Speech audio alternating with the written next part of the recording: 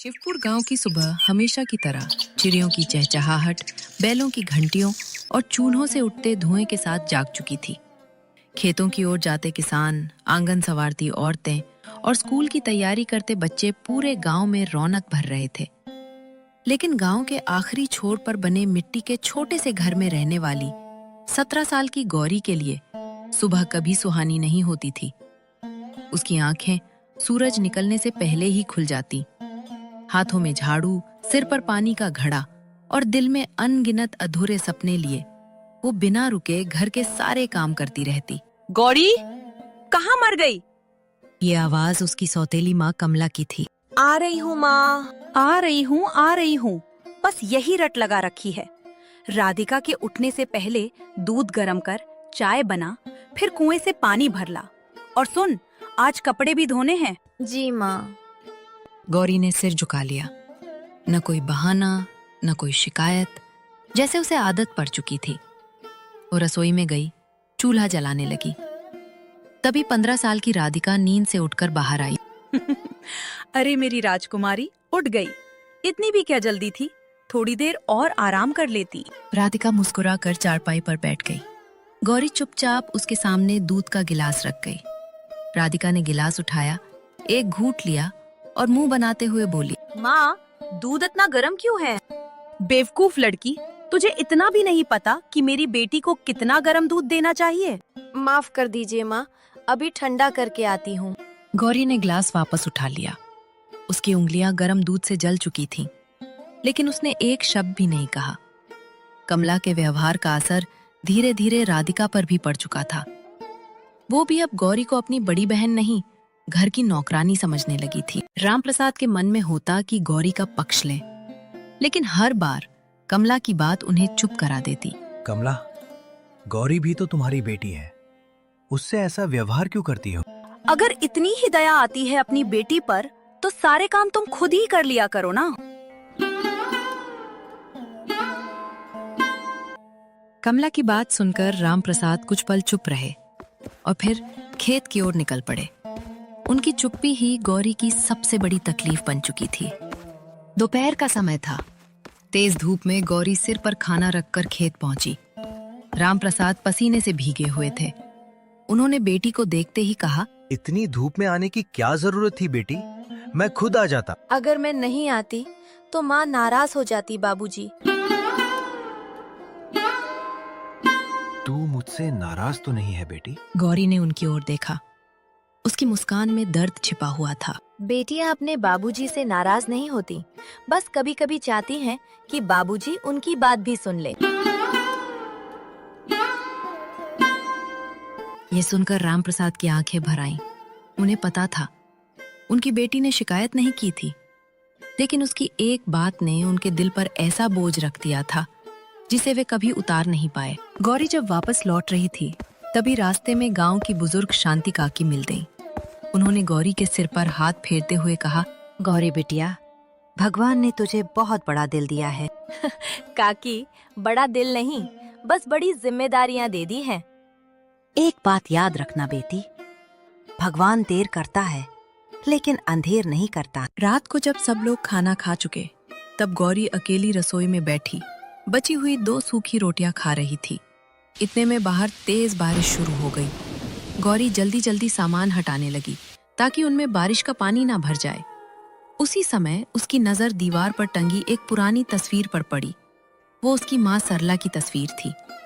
गौरी कुछ पल उसे देखती रही, फिर धीमे से बोली, माँ, अगर आप होती तो शायद मैं भी राधिका की तरह बेफिक्र होकर जी पाती। अरे ओ लड़की, क्या बड़बड़ा रही है? वो कुछ नहीं माँ। रोने धोने से कुछ नहीं मिलेगा। सुबह जल्दी उठना है, बहुत काम है।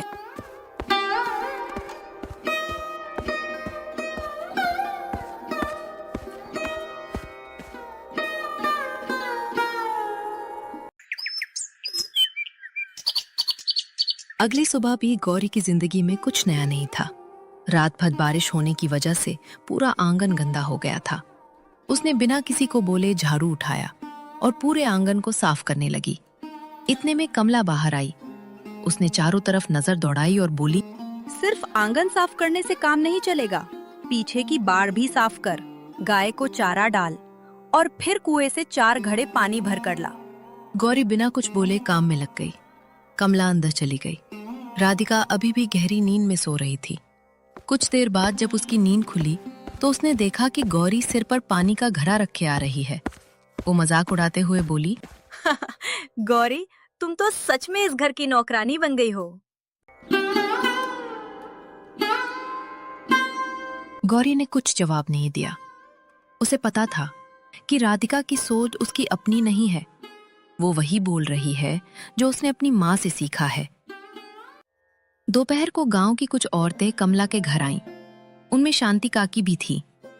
बातों बातों में एक औरत बोली, कमला, अब तो गौरी सयानी हो गई है, उसके लिए कोई अच्छा लड़का देख रही हो या नहीं? हाँ हाँ, देख ही रहे हैं, लेकिन मुझे जल्दी नहीं है। जल्दी नहीं है, लेकिन अच्छी लड़की के लिए अच्छा घर मिल जाए तो देर भी नहीं करनी चाहिए। कमला नहीं चाहती थी कि गौरी की शादी किसी अच्छे परिवार में हो, इसलिए कमला ने बात बदल दी और थोड़ी देर बाद सब वहां से चले गए। उसी शाम गांव के स्कूल के मास्टर जी अपनी पत्नी के साथ रामप्रसाद के घर आए। रामप्रसाद जी, अगर आपको उचित लगे तो मैं एक बात कहना चाहता हूँ। हाँ हाँ, कहिए मास्टर साहब। मेरे साले का लड़का है, पढ़ा लिखा है, खेती भी अच्छी है, घर में किसी चीज की कमी नहीं है। हमने गौरी को बचपन से देखा है। अगर आपको मंजूर हो तो हम रिश्ता लेकर आना चाहते हैं। भला मुझे क्या आपत्ति होगी? गौरी जैसी बेटी को अगर अच्छा घर मिले तो इससे बड़ी खुशी क्या होगी? लेकिन इससे पहले कि बात आगे बढ़ती, कमला बीच में बोल पड़ी। मास्टर जी, अभी लड़की की शादी का कोई इरादा नहीं है। अभी राधिका की पढ़ाई भी चल रही है। एक साथ इतनी जिम्मेदारियां नहीं उठाई जाएंगी। ठीक है, जब आपको उचित लगे तब बता दीजिएगा। इतना कहकर मास्टर जी और उनकी पत्नी वहां से चले जाते हैं। उनके जाते ही रामप्रसाद ने अपनी पत्नी से पूछा, भाग्यवान, इतना अच्छा रिश्ता था गौरी के लिए, मना क्यों कर दिया तुमने? इतनी जल्दी क्या है बेटी की शादी की? घर का काम कौन तुम करोगे? या फिर बेटी की शादी कराकर हिमालय पर चले जाओगे? क्या दुनिया में यही एक लड़का बचा है? एक दिन कमला की दूर की रिश्तेदार घर पर आई और गौरी के लिए एक रिश्ता के बारे में बताया। जनकपुर में एक लड़का है, नाम है मोहन। मेहनती है लेकिन बहुत गरीब है। मिट्टी का घर है, बस 2 धूर जमीन है। बाप पर कर्ज भी है। कमला के चेहरे पर मुस्कान आ गई। उसे ऐसा रिश्ता ही चाहिए था। जितना जल्दी हो ये रिश्ता गौरी के लिए तय कर दो। ये रिश्ता हाथ से निकलना नहीं चाहिए। कमला ने मन ही मन सोचा, गरीब मजदूर के यहाँ तो पेट भरेगा नहीं। सारी जिंदगी मेरे यहाँ रहकर सूखी रोटी खाकर मेरी और मेरे बेटी की सेवा करेगी। उसके चेहरे पर ऐसी संतुष्टि थी जैसे उसने कोई बहुत बड़ी जीत हासिल कर ली हो। कमला बिना रामप्रसाद से सलाह किए अगले ही दिन रिश्तेदार से कहकर लड़के वाले को गहर पर बुला लिया। सूरज अपनी रोशनी बिखेर चुका था। जनकपुर गांव से रिश्ता आने की खबर पूरे घर में फैल चुकी थी। रामप्रसाद सुबह से ही गहरी सोच में डूबे हुए थे। उन्हें समझ नहीं आ रहा था कि कमला ने इतने अचानक रिश्ता देखने की बात कैसे मान ली। पिछले कई अच्छे रिश्ते तो उसने बिना वजह टुकरा दिए थे। उन्होंने धीरे से पूछा, कमला, गौरी की जिंदगी भर का बात है, कम से कम लड़के के बारे में तो बता दो। लड़का मेहनती है, बस इतना जान लो। घर बार कैसा है बाद में जाकर खुद देख लेना। इतना बोलकर कमला वहां से चली जाती है। उसे डर था कि अगर पहले ही गरीबी का सच बता दिया तो रामप्रसाद शायद ये रिश्ता कभी मंजूर नहीं करेंगे। थोड़ी देर बाद जनकपुर से मोहन और उसके बाबूजी गौरी से रिश्ता के लिए आते हैं। कुछ देर बाद गौरी को उन लोगों के सामने बुलाया गया। चेहरे पर सादगी ऐसी थी कि नजर हटाना मुश्किल था। उन्होंने मुस्कुराकर पूछा, बेटी, पढ़ाई कहाँ तक की है? जी 10वीं तक बाबूजी। बेटी, सिलाई भी आती है तुम्हें? जी बाबूजी। खाना बनाना और खेती बाड़ी? गरीब किसान की बेटी अगर खाना बनाना और खेत का काम न जाने तो लोग हंसेंगे बाबूजी। गौरी की बात सुनकर मोहन और उसके बाबूजी की आंखों में चमक आ गई। उन्होंने मन ही मन कहा, हे भगवान, ऐसी बहू हर घर को देना। अगर आपको उचित लगे तो मोहन और बिटिया 2 मिनट बात कर लें। कमला को ये पसंद नहीं आया, लेकिन सबके सामने वो मना भी नहीं कर पाई। दोनों बगल में ही एक पेड़ के पास गए। फिर मोहन ने धीरे से कहा, गौरी, मैं एक बात पहले ही साफ कर देना चाहता हूँ। हमारे घर में अमीरी नहीं है, बरसात में छत टपकती है, ज्यादा जमीन भी नहीं है हमारे पास। बाबूजी पर थोड़ा कर्ज भी है।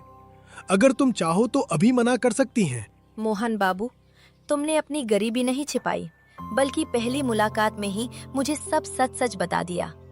आज के समय में ऐसा ईमानदार इंसान मिलना आसान नहीं है। मेरे लिए बड़ा घर, महंगे कपड़े या पैसा जरूरी नहीं है। मुझे ऐसा जीवन साथी चाहिए जो सच्चा हो, मेहनती हो और दिल से अपना हो। अगर हम दोनों साथ रहेंगे तो मुश्किलें भी आधी लगेंगी। मैं तुम्हारे साथ तुम्हारी दौलत के लिए नहीं, बल्कि तुम्हारे सच्चे दिल के लिए शादी करना चाहती हूँ। मोहन उसकी बात सुनकर कुछ पल चुप रह गया। उसे लगा शायद पहली बार किसी ने उसकी गरीबी नहीं, उसके संस्कार देखे हैं। कुछ देर बाद सबने मिलजुल कर बात किया और रिश्ता पक्का हो गया। थोड़ी देर बाद सभी मेहमान चले गए। राधिका गौरी के पास आती है और ताना मारते हुए कहा, गौरी, अब तो तुम मिट्टी के घर में रहोगी। बरसात में छत से पानी टपकेगा तो बाल्टी रखकर सोना।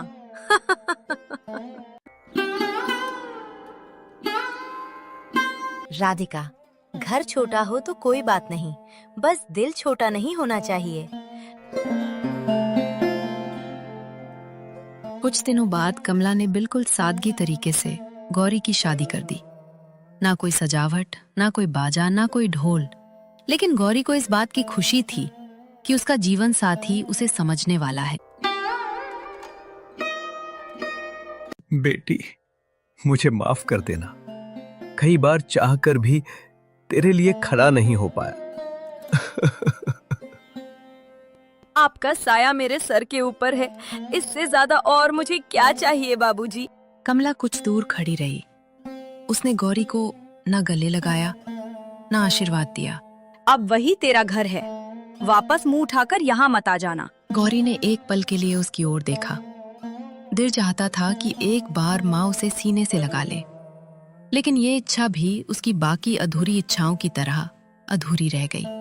कुछ घंटों की यात्रा करने के बाद गौरी अपने पति के साथ ससुराल पहुंची। गौरी ने जैसे ही घर देखा, उसके कदम कुछ पल के लिए रुक गए। मिट्टी का छोटा सा घर, आंगन में एक पुरानी चारपाई, लेकिन दरवाजे पर खड़ी सीता की आंखों में जो अपनापन था, उसने गौरी का सारा डर दूर कर दिया। सीता ने आरती उतारी और मुस्कुराकर बोली, आओ बेटी, आज से ये घर तुम्हारा है। गौरी की आंखें भर आईं। उसे याद नहीं था कि आखिरी बार किसी ने उसे इतने प्यार से बेटी कब कहा था। उस शब्द में उसे पहली बार लगा शायद भगवान ने उससे कुछ छीना जरूर था, लेकिन बदले में कुछ अनमोल देने की तैयारी भी कर रखी थी। रात को गौरी के लिए उसकी सास ने खीर पूरी बनाया। सब ने मिलजुल कर खाना खाया और सब सो गए। सुबह जब गौरी की आंख खुली, तब बाहर हल्की हल्की रोशनी फैल रही थी। वो चुपचाप उठी। सबसे पहले उसने आंगन बुहारा, फिर चूल्हा जलाकर सुबह के नाश्ते के लिए रोटी बनाई। इसके बाद गाय को चारा डाला और कुएं से पानी भर लाई। जब सीता की आंख खुली तो उन्होंने देखा कि घर का आधा काम पहले ही हो चुका है। वो हैरानी से बोली, अरे बहू, तूने मुझे क्यों नहीं जगाया? माँ जी, अब मैं भी तो इस घर की बेटी हूँ। बेटी अपने घर का काम करने के लिए किसी का इंतजार नहीं करती। मोहन खेत जाने की तैयारी कर रहा था। गौरी ने मोहन से कहा, मोहन जी, मैं भी आपके साथ खेत चलूंगी। अरे गौरी, अभी अभी तुम्हारी शादी हुई है, कुछ दिन आराम कर लो। मोहन बाबू, जिस लड़की ने बचपन से आराम देखा ही नहीं, उसे अब आराम अच्छा नहीं लगता। मोहन गौरी की बात सुनकर चुप हो गया। उसे पहली बार एहसास हुआ कि गौरी की मुस्कान के पीछे कितना दर्द छिपा है। फिर गौरी अपने पति और मोहन के साथ खेत जाने लगी। वो मोहन के मेहनत में हमेशा साथ देती। गौरी ने खेत के एक हिस्से में टमाटर, भिंडी, लौकी और मिर्च के बीज बो दिए। घर के पीछे खाली पड़ी जमीन में गौरी ने धनिया, मेथी और पालक लगा दिए। सीता हंसते हुए बोली, बहू, तूने तो पूरे घर को खेत बना दिया। माँ जी, खाली जमीन और खाली हाथ दोनों अच्छे नहीं लगते। दिन बीतने लगे। सुबह खेत, दोपहर घर, शाम गायों की देखभाल, रात को सिलाई। गौरी एक पल भी खाली नहीं बैठती थी। कुछ दिनों बाद सब्जियों की पहली फसल तैयार हुई। मोहन सुबह सुबह मंडी गया। शाम को जब वो लौटा तो उसके चेहरे पर बरसों बाद सच्ची मुस्कान थी। उसने जेब से पैसे निकालकर गौरी के हाथ पर रख दिया। मोहन बाबू, इतने पैसे? सबकी आंखों में खुशी के आंसू आ गए। बेटी, आज पहली बार लगा कि हमारा नसीब भी बदल सकता है और ये सब तुम्हारे कारण संभव हो पाया है। दूसरी तरफ शिवपुर में कमला ने अपनी बेटी राधिका की शादी एक अमीर खानदान में कर दिया। लड़के का नाम था विक्रम। बड़ा मकान, महंगी गाड़ी, कई दुकानें, नौकर चाकर, सब देखकर कमला की खुशी का ठिकाना नहीं रहा। लेकिन किसी ने ये जानने की कोशिश नहीं की कि उस बड़े घर के लोगों का दिल कितना बड़ा है। राधिका के ससुराल पहुंचने के कुछ ही दिन बाद सब कुछ बदलने लगा। शादी के पहले जिन लोगों के चेहरे पर मुस्कान थी, अब उनकी बातों में ताने थे। तुम्हारे घर वालों ने कार क्यों नहीं दी? इतने बड़े घर में बहू बनकर आई हो, कुछ तो लेकर आना चाहिए था। राधिका ने पहली बार ये सब सुना तो उसे लगा शायद मजाक कर रहे हैं, लेकिन धीरे धीरे उसे समझ आने लगा कि ये मजाक नहीं था, ये लालच था। एक रात विक्रम जब घर आया, उसने गुस्से में कहा, जब से तुम इस घर में आई हो तब से मुझे बिजनेस में घाटा हो रहा है। अपने बाप से बोल के कल सुबह 10 लाख रुपए मंगवा लो, नहीं तो अच्छा नहीं होगा। बाबूजी के पास इतने पैसे नहीं हैं और बिजनेस में घाटा हो रहा है, तो मेरी इसमें क्या गलती है? ज्यादा जुबान लड़ाने की जरूरत नहीं है मेरे से। और जब तक तेरा गरीब बाप 10 लाख लेकर यहाँ नहीं आ जाता, तब तक तुम यहाँ आराम से रहने की उम्मीद मत करना। राधिका पूरी रात रोती रही। उसे पहली बार अपनी दीदी की बात याद आई। अब उसे समझ आने लगा था कि इंसान की असली पहचान उसकी दौलत नहीं, उसका व्यवहार होता है। इधर जनकपुर में गौरी और मोहन की मेहनत रंग ला रही थी। उन्होंने कर्ज का बड़ा हिस्सा चुका दिया। एक नया घर बन चुका था। गायों की संख्या भी बढ़ गई। लेकिन एक दिन गौरी को जानने वाला उसके घर पर आया और बोला, गौरी दीदी, राधिका के ससुराल में उसकी हालात ठीक नहीं है। उसकी सास और उसके पति उसके ऊपर बहुत जुल्म कर रहे हैं। इतना सुनकर गौरी परेशान हो जाती है और मोहन के साथ सीधा राधिका के ससुराल पहुंचती है। गौरी को देखते हैं राधिका की आंखों से आंसुओं की धारा निकलने लगती है। राधिका, ये तेरी कैसी हालत हो गई है? तूने मुझे पहले क्यों नहीं बताया कि तेरे साथ यहाँ ऐसा व्यवहार हो रहा है? इतने में अंदर से विक्रम बाहर आया। उसने गौरी को देखते ही तिरस्कार से कहा, क्यों आई हो यहाँ? अपनी बहन से मिलने। ये कोई सरकारी धर्मशाला नहीं है जहाँ जब मन किया मिलने चले आए। देखिए, बात बढ़ाइए मत, हमें सिर्फ राधिका से बात करनी है। तभी वहाँ विक्रम की माँ भी आ गई और गुस्से में बोली, अपनी बहन को समझाओ, हमारे घर के नियम मानने होंगे। खुद के घर में रहने के लिए कौन से नियम मानने पड़ेंगे माँ जी? शादी में हमारी इज्जत के हिसाब से कुछ नहीं मिला। अब 10 लाख रुपए लेकर आएगी तभी इस घर में सम्मान मिलेगा और यहाँ रहेगी, वरना अपने साथ ही लेकर जाओ इस मनहूस बहन को। सम्मान खरीदा नहीं जाता और जो लोग बहू की कीमत पैसों से लगाते हैं वे सम्मान के लायक भी नहीं होते। बहुत भाषण दे लिया, पैसे दो या लड़की को ले जाओ। गौरी ने बिना एक पल सोचे राधिका से कहा, चल राधिका, ये घर नहीं लालची लोगों का अड्डा है। लेकिन दीदी, लोग क्या कहेंगे? लोग तेरे आंसू नहीं पोंछेंगे राधिका, जिंदगी तेरी है, फैसला भी तेरा होना चाहिए। राधिका ने पहली बार बिना डरे अपनी बहन का साथ दिया और वहाँ से चली गई। 2 दिन बाद राम प्रसाद और कमला को सारी बात पता चली। दोनों भागे भागे गौरी के घर पहुंचे। राधिका को उस हालत में देखकर कमला के पैरों तले जमीन खिसक गई। वो रोते हुए बोली, बेटी, मुझे माफ कर दे। माँ, आपने हमेशा कहा था कि बड़ा घर ही खुशियाँ देता है। लेकिन आपने कभी ये नहीं सिखाया कि अच्छे इंसान कैसे पहचाने जाते हैं। कमला के पास इसका कोई जवाब नहीं था। अपने माँ बाबूजी की आवाज सुनकर गौरी जल्दी से बाहर आई। कमला उसे देखती रह गई। जिस लड़की को उसने बचपन से काम में झोंक दिया, आज वही बिना किसी शिकायत के अपनी बहन का सहारा बनकर खड़ी थी। मैंने तेरे साथ कभी माँ जैसा व्यवहार ही नहीं किया। मैंने तुझसे बचपन छीन लिया, तेरे हिस्से का प्यार छीन लिया, अच्छे रिश्ते टुकरा दिए, जानबूझकर गरीब घर भेज दिया।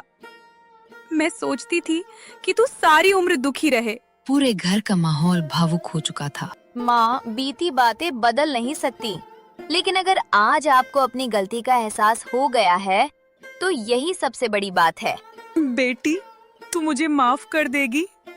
अगर मैं आपको माफ नहीं करूंगी तो मेरे और आपके बीच क्या फर्क रह जाएगा? इतना सुनते ही कमला की आंखों से पछतावा के आंसू निकल पड़े। फिर राम प्रसाद आगे आए। उन्होंने कांपते होठों से कहा, बेटी, मैं भी अपराधी हूँ। मैंने सब देखा, लेकिन मैंने कभी तेरे लिए आवाज नहीं उठाई। बाबूजी, आपने तो हमेशा वो प्यार दिया जो एक पिता को देना होता है। आपसे मुझे कोई शिकायत नहीं है।